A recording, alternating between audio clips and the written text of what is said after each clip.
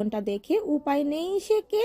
তিশান অবশ্য তখনই চিনল না, তবে রাহাকে একেবারেই চিনল না। মেয়েটা তিশানদের বাসায় এসেছে, দরজা কলিং বেল চেপে দাঁড়িয়ে আছে মেবি। তিশান কিছুটা এগিয়ে গিয়ে ডাকলো। Excuse me. তিশানের ডাকে মেয়েটি পেছন ফিরে তাকাতে তিশান কিছুটা হকচকিয়ে গিয়ে বলল, হ্যাঁ তুমি। রাহা খেয়াল করলো তিশানকে দেখে মেয়েটিও কেমন লজ্জা লজ্জা ভাব করলো। অবশ্য খারাপ লাগছে না, মেয়েটা লম্বা উঁচু ফর্সা, দেখতে বেশ সুন্দর লাগছে, আর হাসলেও বেশ সুন্দর করেই। মেয়েটি রাহার বড়ই হবে। রাহা এমনিতেই বেশ মিশুক টাইপের বিধায় তিশানকে পেছনে ফেলে রেখে সামনে এসে মেয়েটির উদ্দেশ্যে বলল, হাই আপু, আমি রাহা, তুমি কে?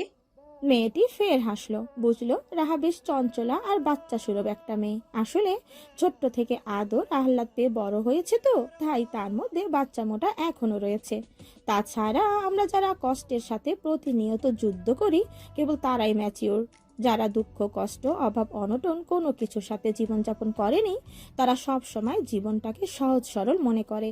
জীবন কিন্তু আসলেই এত সহজ সরল না। ভুল থেকে যেমন শিক্ষা হয়, তেমনি কষ্ট পাওয়া থেকে একটা মানুষ স্বভাবগতভাবে পরিবর্তন হয়। তার চঞ্চল ভাব আর থাকে না, সে বাস্তব বুঝতে শিখে, ম্যাচিউর হয়। এইসব কিছু রাহার সাথে ঘটেনি, তাই সে সহজ সরল জীবন পার করছে। তবে জীবনে বাঁচতে হলে এগুলোর সাথেও দেখা করতেই হবে, আর দেখা হবেই। রাহারও সেদিন আসছে, খুব একটা তাড়াতাড়ি। রাহার সামনে থাকা মেয়েটা রাহার থেকে 2-3 ইঞ্চি লম্বা। সে হেসে বলল, রাহা বরাবরের মতো হেসে বলল, ও, তোমার মতো তোমার নামটাও অনেক সুন্দর মৌ আপু। রাহার কথা শুনে ও কপালের চুলগুলো কানে গুজে আর চোখে তিশানের দিকে তাকিয়ে মুচকি হাসলো। রাহা আরো কিছু জিজ্ঞেস করতে নিবে, অমনি ফট করে দরজাটা খুলে দিল তানিয়া। তিশান ওদের দুজনকে পাশ কেটে রুমে ঢুকতে ঢুকতে তানিয়ার উদ্দেশ্যে বলল, দরজা খুলতে এতক্ষণ লাগলো কেন তানি? তানিয়া রাহা আর মৌকে হাসি মুখে রুমে ঢুকিয়ে দরজা বন্ধ করতে করতেই বলল, আমি তোমার স্টুডেন্টকে সামলাচ্ছিলাম, আর আম্মু মনে হয় নামাজে, তাই লেট হয়েছে। তিশান জানে তার বোন স্টুডেন্টকে কেমন সামলাচ্ছিল। সে যে কানে হেডফোন গুঁজে বয়ফ্রেন্ডের সাথে কথা বলছিল এটা আর বলতে হয় না।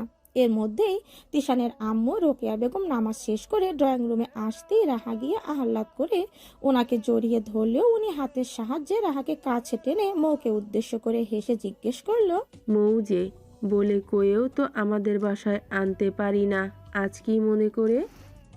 মৌ সোফায় বসতে থাকায় অবস্থায় কিছুটা নড়ে চড়ে বসে মুখে হাসি লাগিয়ে বলল, আসলে আন্টি, ছোট ভাইয়া প্রাইভেটে গিয়েছে তো, তাই আম্মু আমাকেই জোর করে পাঠালো এই পিঠাগুলো দিয়ে।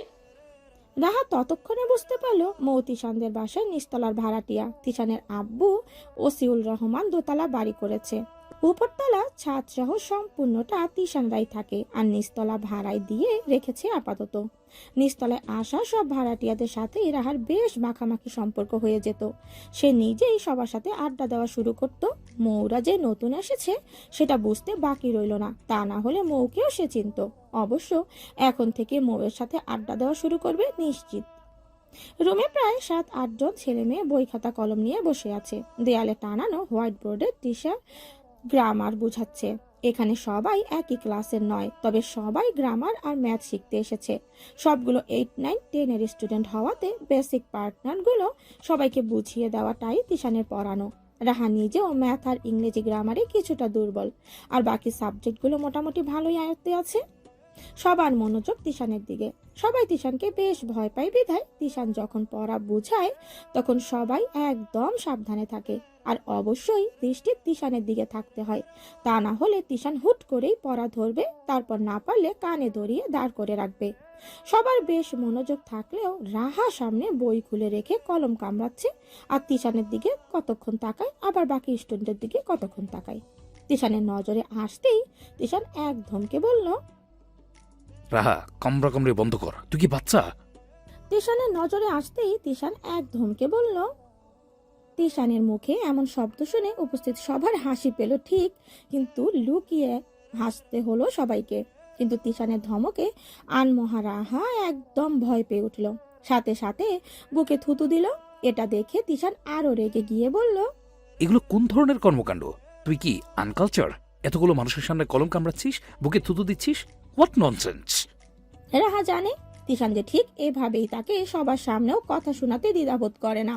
কিন্তু রাহা এবার আর সবার সামনে তিশানের সাথে লাগলো না। সবাই তিশানের স্টুডেন্ট, আর স্টুডেন্টদের সামনে তিশানের পায়ে পা লাগিয়ে ঝগড়াঝাটি করবে না বলেই এই প্রথমবার রাহা একটা ম্যাচিউর মেয়ের মতো সিদ্ধান্ত নিল। কিন্তু তিশানের করা অপমানে ভীষণ খারাপ লাগলো মেয়েটার।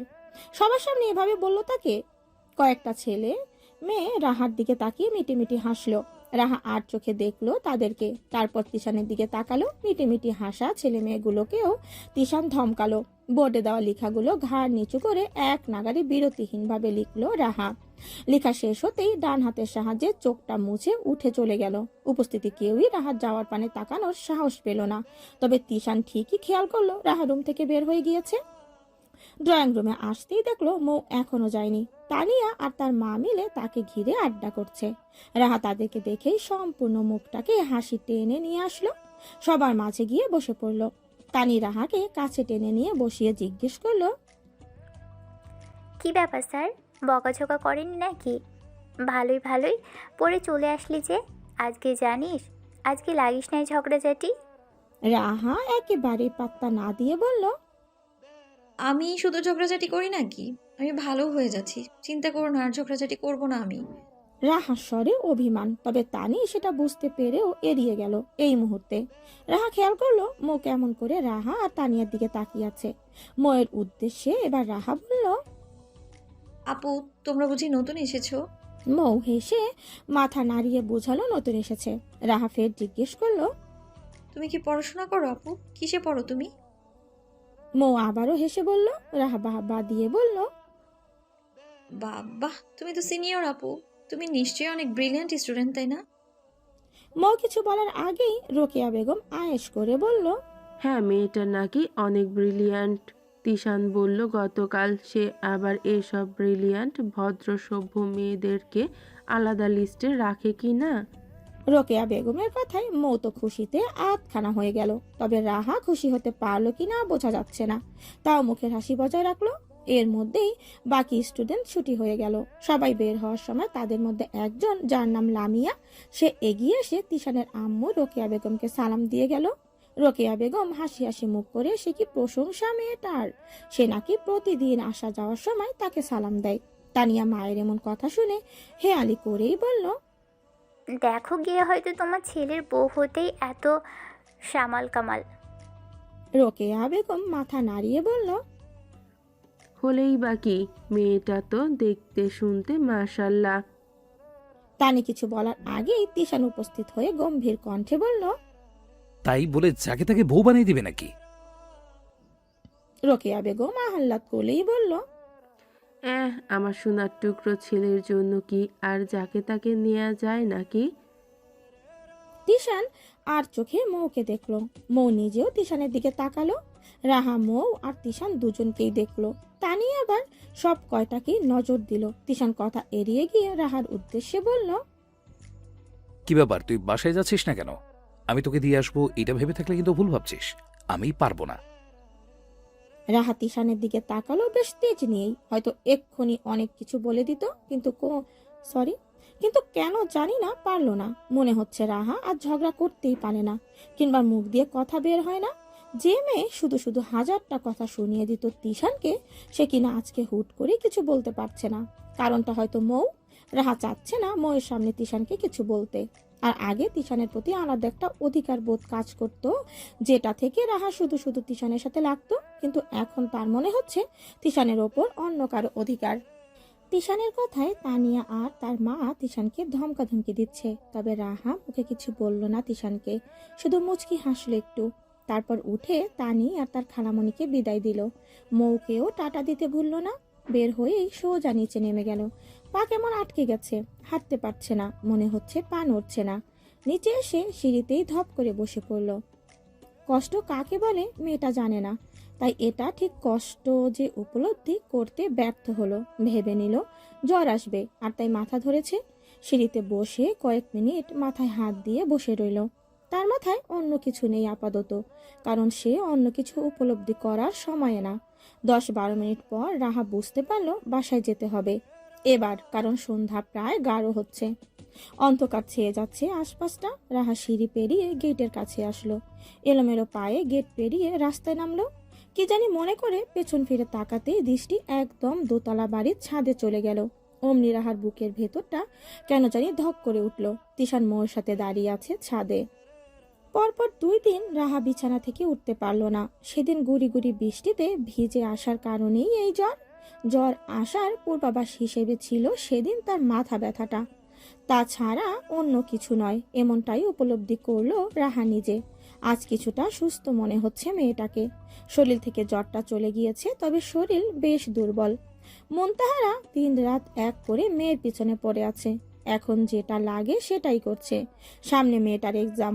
এখন যদি এভাবে অসুস্থ হয়ে থাকে তাহলে তো হবে না।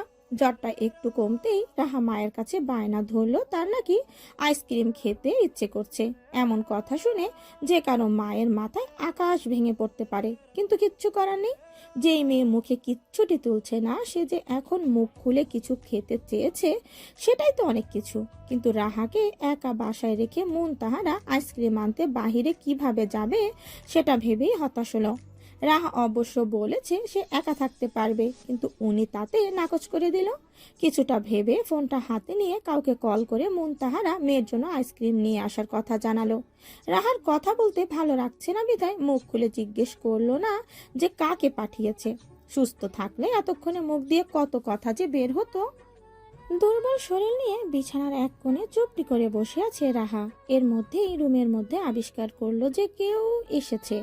চোখ খুলে তাকাতেই চোখের সামনে ভেসে উঠল তিশানের আম্মু মিসেস রোকেয়া, পাশে তানিয়া আর তার পাশে মৌয়ের পেছনে তিশান দাঁড়িয়ে। সবাই অসুস্থ রাহাকে দেখতে এসেছে, তবে তিশানকে দেখে মনে হচ্ছে যেন জোর করে নিয়ে আসা হয়েছে।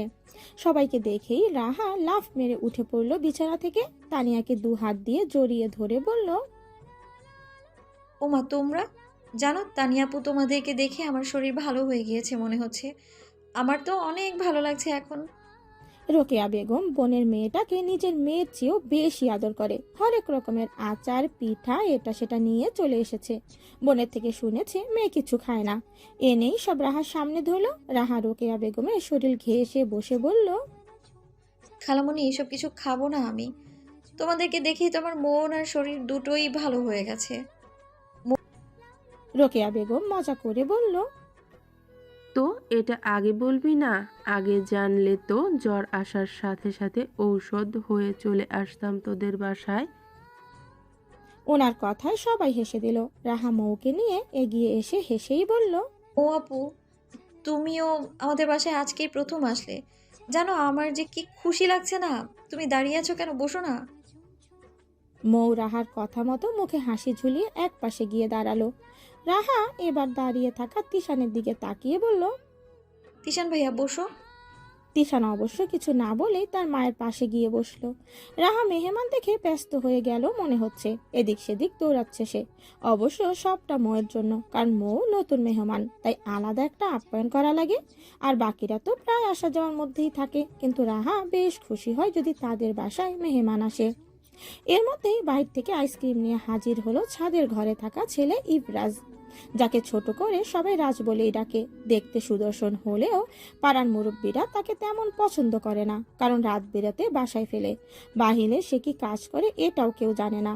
বাসায় থাকে একা, বাবা মা আছে নাকি নাই সেটাও কেউ জানে না। প্রথম প্রথম মানুষজন জিজ্ঞেস করলেও এখন আর করে না, কারণ রাজ কখনো এসবের উত্তর কাউকে দেয়নি। কারোর সাথে প্রয়োজনের বেশি কথা বলে না, কিন্তু ছাদে বন্ধুদের নিয়ে বেশ হই হুল্লোড় করেই আড্ডা দিতে দেখা যায় তাকে।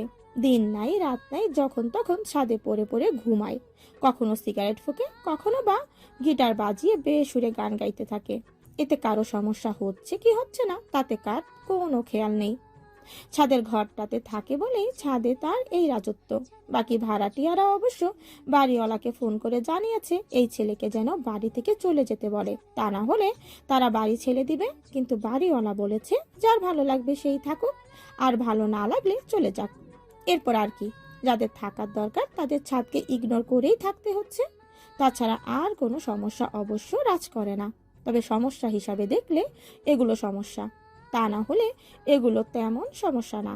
তেমনি মুনতাহারাও পাশের বাসার ভাবিদের থেকে রাজের ব্যাপারে মুখে মুখে শুনেই ছেলেটাকে বেশ ইগনোর করত। রাহাকে দূরে দূরে থাকতে বলে দিয়েছিল। ছাদে তো নিজেও যেত না, আর মেয়েকেও যেতে দিত না। কিন্তু একদিন যখন অনেক বাজার সদাই নিয়ে গেট পর্যন্ত এসে রুমে পর্যন্ত যাওয়া সম্ভব হচ্ছিল না একা হাতে, আবার দারোয়ানকেও এই মুহূর্তে পাচ্ছিল না, ঠিক তখনই পেছন থেকে রাজ এসে মুনতাহার পাশে রাখা দুটো ব্যাগ নিয়ে দু লাফে চলে আসলো গেট পেরিয়ে। মুনতাহারা কিছু না বলে কেবল পেছন পেছন যাচ্ছিল। রাজ ব্যাগগুলো বন্ধ দরজার সামনে রেখেই কোনো রকম কথাবার্তা না বলে চলে গেল ছাদের রুমে। সেই থেকে মুনতাহারা রাজের সাথে হালকা করে মিশে, এটা সেটা সাহায্য করে, তবে একদমই পারতেছে না ঠিক সেই সময়টাতে রাজের সাহায্য চায়। রাজ অবশ্য কখনো মুখ ফুটে না করে নাই কোনো কিছুতে, তবে যখনই মুনতাহারা রাজকে ফ্যামিলি কিংবা পার্সোনাল কিছু জিজ্ঞেস করেছে, সে সময়টাতে ইগনোর করে চলে যেত রাজ। তাছাড়া কখনো মুনতাহার অবাধ্য হয়নি ছেলেটা, যে কারণে মুনতাহারা বেশ ভালো চোখেই দেখে রাজকে। রাজ আইসক্রিমগুলো দিয়ে যেতে নিলেই মুনতাহারা বেশ জোর খাটিয়ে রাজকে আটকে দিল। বাকিদের জন্য নাস্তা পানির ব্যবস্থা করা হয়েছে। রাজকেও অনেক জোর করলো কিছু যেন অত্যন্ত মুখে দেয়, কিন্তু না, রাজ বরাবরের মতোই আজকেও কিছু খেলো না, বরং নিজের সিদ্ধান্তে অটল থেকেই সে মুনতাহারার অনুরোধ ফিরিয়ে দিয়ে চলে গেল। মুনতাহারা বেগম এখন আর রাগ করে না। প্রথম প্রথম রাজের প্রতি রাগ লাগতো, যখন মায়ের মতো ভালোবেসে কিছু দিত তখন ফিরিয়ে দিলে একটু অভিমান হতো, কিন্তু তাতে কি, রাজের তাতে কোনো কিছু যায় আসতো না। সে একেবারে বেখেয়ালি ছিল এ ব্যাপারে। সে রাগ করলো, কে অভিমান করলো, কিংবা কে কি বললো, কে কি ভাবলো, এতে তার কোনো কিছু যায় আসে না, এমন একটা অবস্থা। রাহা অবশ্য প্রথমে তার মায়ের সাথে চিল্লাতো যে উনি কেন একটা বখাটে ছেলের উপর নিজের ছেলের মতো করে রাগ নিয়ে বসে থাকে। এখন আর নতুন করে কিছু বলতে হয় না। বলতে বলতে রাহা তাদের ব্যাপারটাকেও এখন এড়িয়ে যায়। এদিকে রাহার হাতে আইসক্রিম দেখে তিশান বেশ কাঠখট্টা কণ্ঠে বলল, আন্টি, তোমার মেয়ে বরাবরই নাটকবাজ। জ্বরের মধ্যে সে নাকি আইসক্রিম খেতে যাচ্ছে। নাটক করার আর জায়গা পায় না, নাকি জ্বরই আসে নাই? দেখো ভালো করে, সব হলো পড়াশোনা ফাঁকি দেওয়ার ধান্দা। রাহা দাঁত কিরমির করে বলল, তিশান ভাই, একদম রাগিয়ে দেবেন না আমায়। আমার কপালে হাত রেখে দেখেন, এখনো জ্বর জ্বর ভাব আছে। তিশান চোখ মুখ খিচে কপাল কুঁচকিয়ে বলল, আমার বই গেছে তোর কপালে হাত রাখতে? তুই যে পরিমাণ নোংরা, জ্বরের বাহানায় না জানি কতদিন ধরে গোসল করিস না। রাহাকে কিছু বলতে না দিয়ে মুনতাহারা বেগম সামনে এসে বলল, হয়েছে তিশান, আমার মেয়েটাকে খোঁচা মারিস না বাপ। আমার মেয়েকে আজকেই গোসল করিয়ে দিয়েছি। তিশান ভ্রু নাচিয়ে বলল, তার মানে তো কালকে গোসল করেনি জঙ্গলটা। তানিয়া মুখ টিপে হেসে দিল। মুনতাহারা আর রোকেয়া রাহাকে সান্ত্বনা দেওয়ার সাথে সাথে তিশানকে বকে দিল। মৌ সবার সাথে তাল মিলিয়ে চলছে, হাসছে, সবাইকে দেখছে, চুপ থাকছে, কথা বলার হলে বলছে। রাহার মনটা বেশ ফুরফুরে, সবাইকে দেখে তার মন ভালো হয়ে গেল। তানিয়া বেশ আয়েশ করে ছাদে যেতে চাইলো, কিন্তু রাহা বারণ করে দিয়ে বলল, না তানিয়া আপু, ছাদ অনেক নোংরা, আর তিশান ভাই সর বমি টমি করে দেবে এই ছাদে গেলে। তানিয়া মুখ ভেঙচি মেরে বলল, তোর তিশান ভাইকে নিয়ে যাচ্ছে কে ভাই? রাহা ঠোঁট উল্টিয়ে বলল, তিশান ভাইকে সাথে নিতে হবে না গো আপাই, তোমরা গেলেই দেখবে সে তোমাদের শরীরের গন্ধ পেয়ে যাবে আর অমনি নাক তুলবে। এমনও হতে পারে যে তোমাদেরকে গোসল করিয়ে তারপর বাসায় নেবে। রাহার কথায় মৌ উচ্চস্বরে না হেসে পারল না। তানিয়া হাসলো, কারণ রাহা আসলে ভুল কিছু বলে নাই। মৌয়ের হাসির আওয়াজটা একটু বেশি হওয়াতে কোথা থেকে ফট করে তিশান এসে রাহাকে বলল, এমন কিছু বলবি না যে কথা শুনে পাশের জন আওয়াজ করে হেসে পরিবেশ নষ্ট করে, বুঝলি?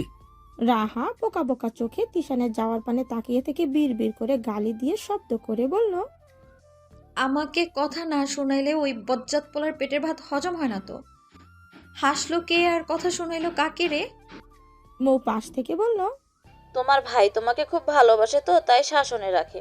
বড় ভাইয়েরা ছোট বোনদেরকে ভালোবাসে বেশি, আবার শাসনও করে বেশি। রাহা ভালোবাসা বাসির কথার মধ্যে না গিয়ে বলল, শাসন নাকি অত্যাচার বলো তো আপু? সব কিছুতে এইভাবে খুদ ধরলে এটাকে শাসন কি করে বলে? মৌ আর তানিয়া ফের কিছু বলতে পারলো না। তিশান বেশ তাড়া দিল গেটে দাঁড়িয়ে। তানিয়া প্রায় দৌড়ে গেল, তা না হলে বাই যে তাদের ফেলে রেখে চলে যাবে এটাতে ভুল নেই। মেহমান চলে গেলে কি যে খারাপ লাগে, সম্পূর্ণ ঘর ফাঁকা লাগে, অস্থির লাগে, মনে হয় না আসলেই ভালো হতো। কেন যে আসলো এসেই খারাপ লাগা বাড়িয়ে দিয়ে যায়। রাহার সেম এমনটাই লাগছিল, বেশ ফাঁকা ফাঁকা লাগছিল তার। তখন প্রায় সন্ধ্যা। মুনতাহারা সব গোছগাছ করতে ব্যস্ত কিচেনে। ওদেরকে রাতে খেয়ে যাওয়ার জন্য কত জোর করলো, কিন্তু এই তিশানটার জন্য যত সমস্যা। কেন যে এটাকে আনতে গেল এটা ভেবে আফসোস করছে মুনতাহারা। আর রাহা আফসোস করছে এটা ভেবে যে তানিয়া আর মৌকে আজকে রেখে দিতে চেয়েছিল, কিন্তু তিশান তো কোনো রকমই যেন ওদেরকে থাকতে দিবে না। মনে হলো ওরা থাকলে যেন রাহার শরীরের জ্বর ওদের শরীরে চলে যাবে। তিশানের চোখে যেন করোনা ভাইরাস। সারা তিশান না, রাহা পারলে আরো গালি দিত তিশানকে, কিন্তু পারে না বলে এইটুকুই। মুনতাহারা হাতের কাজ শেষ করে রাহার কাছে আসতেই দেখলো রাহা ব্যালকনিতে বসে আছে বাহিরের দৃষ্টি দিয়ে। বাহিরের হিমেল বাতাসটা একেবারে শীতল করে দিচ্ছে শরীরটাকে। মনে হচ্ছে অক্টোবরের আকাশে শীতের আগমন হচ্ছে। বাতাসের সাথে রাহার মনটা ফুরফুরে রইল কিছুটা, কিন্তু যেই ওর মায়ের ডাক পড়লো আর সে হাতে একটা পেয়ালা ধরিয়ে দিয়ে বলল, মা, এটা একটু ছাদের ঘরেটাতে দিয়ে আয় তো আজকে। রাহা বিরক্ত হয়ে বলল, আম্মু আমি পারবো না, প্লিজ। তুমি কি দিচ্ছ তাকে? কথাটা বলেই পেয়ালার উপরে ঢাকনাটা সরিয়ে দেখলো পায়েস আর দুটো মিষ্টি রয়েছে বাটিতে। কাউকে কিছু দিলে রাহা রাগ করে, ব্যাপারটা মোটেও এমন না, বরং সে আরো বেশি খুশি হয় কাউকে কিছু দিতে পারলে। কিন্তু রাজকে সে পছন্দ করে না বিধায় তাকে কিছু দিতেও রাজি না। পায়েস দেখে বেশ বিরক্ত হয়ে বলল, পায়েস? মা, তুমি বরং এক প্যাকেট সিগারেট কিনে দাও, আমি ওটা দিয়ে আসি তাকে, দেখবে খুশি হবে সে। মুনতাহারা মেয়ের কথায় না হেসে পারল না, পেয়ালাটা দিয়ে চলে যেতে যেতে বলল, কথা না বলে যা দিলাম তাই দিয়ে আয়, যা। রাহা মায়ের পেছন পেছন যেতে যেতে ঘুমিয়ে বলল, আম্মু প্লিজ, ওই ছেলে এগুলো রাখবে না। কখনো কিছু রেখেছে সে আমাকে ফিরিয়ে দেবে শিওর। আর এত বড় অপমানিত স্থানে আমি জেনে শুনে যেতে চাই না। মুনতাহারা মেয়ের কাঁধে হাত রেখে কোনো রকমে বুঝিয়ে শুনিয়ে দরজা পর্যন্ত ঠেলে দিয়ে দরজায় দাঁড়িয়ে বলল, আমি দাঁড়িয়ে আছি, তুই যা। আমাকে তো ফিরিয়ে দেয়, তোকে ফিরাবে না মনে হচ্ছে, তুই তো ছোট মানুষ। রাহা মায়ের কথায় ভরসা না পেলেও কিছু করার নেই ভেবে এলোমেলো পায়ে ছাদে যাওয়া সিঁড়িতে পা রাখলো। হাতে রাজের জন্য নিয়ে যাওয়া পায়েসের বাটি। রাহার বুক ধক ধক করছে এটা ভেবে যে লোকটা আবার কিনা রিয়াক্ট করে বসে। দেখে তো হনুমানের মতো লাগে, হাতির মতো একটা শরীর, জেব্রার মতো ইয়া লম্বা। দেখতে হলে মাথা উঁচু করে দেখতে হয়। লাল লাল চোখগুলো দেখলেই রাহার মেজাজটা খারাপ হয়ে যায়, কিন্তু এখন বাধ্য হয়ে যেতে হচ্ছে। কে জানে কি হয়। আজ আকাশে চাঁদ নেই, রাতের আকাশ হয়েও আকাশটা মেঘলা, তবে সম্পূর্ণ চাঁদটাই আলোকিত। রাহা ছাদের দরজায় পা রেখেছিল ভীষণ ভয়ে আর ইতস্ত বোধ নিয়ে, কিন্তু যেই না ছাদে পা রেখে সম্পূর্ণ ছাদটাতে একবার চোখ ঘুরিয়ে নিল, অমনি অবাক হয়ে গেল। বেশ অনেক দিন যাবৎ ছাদে আসা হয় না। এই ইবরাজ আসার পর থেকে ছাদে আসাটা একরকম নিষিদ্ধ হয়ে গিয়েছিল। তারপর লোক মুখে শুনতো ছাদের নাকি যা তা অবস্থা, কিন্তু মানুষ যতটা বলতো ঠিক ততটাও না। হালকা নোংরা, তবে এমনিতে ঠিকঠাক আছে। কেউই আসে না ছাদে। ইবরাজ তার বন্ধুদের নিয়ে আড্ডা দেয়, এতে তো আর ছাদ পরিষ্কার থাকার কথা বা আশা করা যায় না। কাগজপত্র এটা সেটা, কোকের বোতল, সিগারেটের প্যাকেট ইত্যাদি এমন অনেক কিছুই ছিল। তবে রাহা অত পরিষ্কার কেউ নয় বলে তার কাছে ওগুলো আহামরি লাগলো না, আবার তত ভালোও লাগলো না। রাহা ছোট ছোট পা ফেলে ডান পাশে থাকা রুমটার সামনে যেতে যেতে ভাবলো, এমন পরিবেশ যদি তিশান ভাই দেখতো, নির্ঘাত এখানেই বমি করে দিত। সে তো আবার ওভার ক্লিন একটা মানুষ। রুমের দরজার সামনে এসে কিছুক্ষণ দাঁড়িয়ে রইল রাহা। বুঝতে পারছে না কিভাবে ডাকবে, বেশ আনইজি লাগছিল বেচারির। দাঁড়িয়ে দাঁড়িয়ে নিজে নিজে প্র্যাকটিস করছিল কিভাবে ইবরাজকে ডাকা যায়। দরজার সামনে কান পেতে ভিতরের অবস্থা বোঝার চেষ্টা করছিল রাহা। কি জানি কি অবস্থা আছে সে কে জানে। একটু খেয়াল করতেই বুঝতে পারলো ভেতরের হালকা গিটার বাজানোর শব্দ হচ্ছে টুংটাং। বেশ ধীরে আর অল্প আওয়াজে সেই টুনটান রাহা শুনল 2 সেকেন্ডের মতো। ইবরাজ যে মাঝে মাঝেই ছাদে বসে বন্ধুদের নিয়ে গলা ফাটিয়ে গরুর মতো গান করে, সেটা অবশ্য রাহা সহ বাড়ির সবাই কম বেশি সকলের জানা। সব চিন্তা ভাবনা বাদ দিয়ে রাহা এবার নিজের উপর বেশ বিরক্ত হলো। তখন থেকে দরজার সামনে দাঁড়িয়ে পায়তারা করছে, কিন্তু কিছু করতে পারলো না ভেবেই দরজার মধ্যে হাত দিয়ে কিছুটা জোরে বাড়ি মারলো। 2 সেকেন্ড পর হুট করে ইব্রাজ দরজা খুলে সামনে দাঁড়াতেই রাহা হতভম্ব হয়ে পড়ল। মনে মনে আওড়ালো, বাপ রে, এটা এত বড় কেন? একদম ঘাড় উঁচু করে তাকাতে হয়। রাহা ততটাও লম্বা না বলে ইব্রাজকে তার কাছে ইয়া লম্বা মানুষই মনে হলো। তাও এবার পিচ্ছি দেখতে রাহার সাথে যদি ইয়া লম্বা আর সুঠাম দেহের ইব্রাজকে মেলায়, তাহলে নির্ঘাত রাহা মশার নেয় আর ইব্রাজ হাতির নেয়। এলোমেলো করে রাখা চুলগুলোর দিকে নজর যেতেই রাহা চোখ মুখ কুচকিয়ে মনে মনে ভাবলো, বেটা চুলের যে অবস্থা করে রেখেছে, পাখির বাসাও মনে হয় এর থেকে গুছানো। ইচ্ছে তো করছে একটা কেচি এনে কিচকিচ করে চুলগুলো কেটে দিই। বেটা ছাগল্লা কোথাকার। রাহার এত এত চিন্তা ভাবনার মধ্যে বাধা দিয়ে ইব্রাজ গম্ভীর কণ্ঠে বলে উঠল। কি চাই? ইব্রাজের কথায় রাহা নড়ে চড়ে উঠল। মুখে কিছু বলতে না পারলেও হাতের পেয়ালাটা ইব্রাজের দিকে কিছুটা এগিয়ে দিল। ইব্রাজ রাহার হাতের দিকে তাকিয়ে ফের মুখের দিকে তাকিয়ে জিজ্ঞেস করলো। কি এটা? রাহা নিজেকে সামলিয়ে সোজা হয়ে দাঁড়িয়ে সাহসীর মতো বলে উঠল। পায়েস আম্মু পাঠিয়েছে। ইব্রাজ তখনই কিছু বলল না। রাহা অবশ্য সেই সুযোগটা দিল না। পেয়ালাটা এগিয়ে দিয়ে ছটপট করে বলল, দেখেন, ফিরিয়ে দিবেন না বলে দিলাম, আম্মু অনেক শখ করে পাঠিয়েছে। ইব্রাজ আর কিছু বলল না, বরং রাহার হাত থেকে পেয়ালাটা নিজের হাতে নিয়ে হুট করে রাহার মুখের উপর দরজাটা বন্ধ করে দিল। রাহা তো অবাক। বিড়বিড় করে অনেকগুলো কথা শুনিয়ে সিঁড়িতে পা রাখলো রুমের উদ্দেশ্যে। রুমের কাছাকাছি আসতেই তার আম্মুকে দেখে কিছুটা বিদ্রুপ করে বলল, কি মানুষ সে বাপ, একটা ধন্যবাদও দিল না। ভাবা যায় ঠাস করে দরজাটা লাগিয়ে দিল।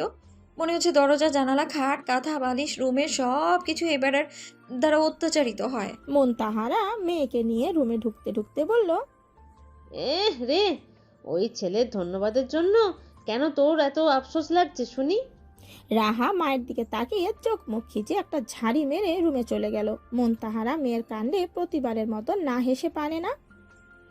শরীর ভালো হতেই তিশানের ডাক পড়ল রাহা যেন পড়তে যায়। রাহাও ভালো মেয়ের মতো পড়তে চলে গেল তিশানদের বাসায়। আজ বাদে কাল পরীক্ষা, আর যাই হোক এখন তো আর ফাঁকি দেওয়া যায় না। তারপর এসএসসিতে ভালো মার্ক পেয়ে পাশ করলে মোবাইল পাবে বলেও দাবি রয়েছে, এটা তো মিস দেওয়া যাবে না। তাই রেডি সেডি হয়ে সময়ের মধ্যেই 15 মিনিটের রাস্তা পাড়ি দিয়ে চলে গেল তিশানদের বাসায়। বাসায় ঢুকতেই তিশানের আম্মু এগিয়ে এসে রাহার কপাল ছুঁয়ে দেখার চেষ্টা করলো জ্বর আছে কিনা। বাসায় ঢুকতেই তিশানের আম্মু এগিয়ে এসে রাহার কপাল ছুঁয়ে দেখার চেষ্টা করলো জ্বর আছে কিনা। মায়ের এমন কাণ্ড দেখে তিশান বলে উঠল, ফ্রিজে কি কি আছে বের করে দাও, আইসক্রিম থাকলেও দিও। খেয়ে খেয়ে জ্বরের বাহানা দিয়ে আর ওর পড়তে হবে না। তিশানের কথায় যে খোঁচা মারার আভাস রয়েছে সেটা উপস্থিত তানিয়া কিংবা তার মায়েরও বুঝতে বাকি রইল না। রাহা তো আগেই বুঝেছে তিশান যে খোঁচা মারবে, তাই রাহাও প্রফুল্ল মুখ নিয়ে দৌড়ে ফ্রিজের কাছে যেতে যেতে বলল, সত্যি ফ্রিজে কি আছে দেখি। তিশান ফট করে সামনে এসে রাহাকে থামিয়ে দিয়ে বলল, দাঁড়া, তোর নোংরা হাত দিয়ে ফ্রিজে হাত রাখবি না, ফ্রিজ নোংরা হয়ে যাবে।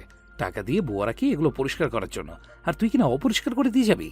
রাহা তিশানের এসব বাক্য কানে তুলে না। রাহা জানে এটা তিশানের একটা স্বভাব হয়ে গেছে। রাহা আরও যতই পরিষ্কার থাকুক তিশান এগুলো বলবেই। তাই সে স্বাভাবিক হয়ে তিশানকে ইগনোর করে ফ্রিজের কাছে যেতে যেতে তানিয়াকে উদ্দেশ্য করে বলল, বুঝলে তো তানিয়া আপু, তিশান ভাইয়ের কপালে যে মেয়ে পড়বে, তিশান ভাই 24 ঘন্টায় 48 বার মেয়েটাকে ধুবে। বেচারির কপালে যে কি খারাপ, ভাবতেই তো আমার কান্না পাচ্ছে। কথাটা শেষ হতেই তানিয়া আর রাহা দুজনে মিলে রুম কাঁপিয়ে হাসতে লাগলো। তিশান থমথমে মুখে করে স্থান ত্যাগ করে কোচিং রুমের উদ্দেশ্যে গেল। বাকি স্টুডেন্টরা চলে আসবে বিধায় রাহাও ফ্রিজ ঘেটে এটা ওটাতে একটু মুখ দিয়ে পড়তে চলে গেল। যাওয়ার সময় অবশ্য হাত আর মুখ ভালো করে পরিষ্কার করে গেল, তা না হলে দেখা যাবে সব স্টুডেন্টের সামনেই তিশান আবার অপমান করে বসবে। সব স্টুডেন্ট আসলো। তিশান সবাইকে সহ রাহাকেও খুব ভালো করে পড়ালো। রাহাও মনোযোগ দিয়ে পাঠ শেষ করলো, কোনো রকম দুষ্টামি করলো না। আর তিশানও অপমান করার সুযোগ পায়নি। তবে কয়েকবার রাহা পড়া বুঝতে পারছিল না বলে মাথায় 2-1 থাপ্পড় খেয়েছে, এই আর কি। পড়া শেষ করেই রাহা নাচতে নাচতে রুম থেকে বেরিয়ে গেল সবাইকে বলে। বাকি স্টুডেন্টরা আগেই বেরিয়ে গেছে। রাহা তার খালামণি আর আপুর সাথে একটু দুষ্টামি করতে গিয়ে একটু লেট হলো অবশ্য। নিচে নামতেই দেখলো রাস্তার পাশের দোকানটায় তিশান দাঁড়িয়ে আছে। রাহা প্রথমবার তাকিয়ে আর দ্বিতীয়বার তাকানোর সাহস পেল না, কারণ তিশানের সাথে তার কিচ্ছু বন্ধু ছিল। তাকিয়ে থাকাটা বেমানান লাগে। আর তিশান নিজেও ব্যাপারটাতে বিদঘুটে ভাবে নিবে।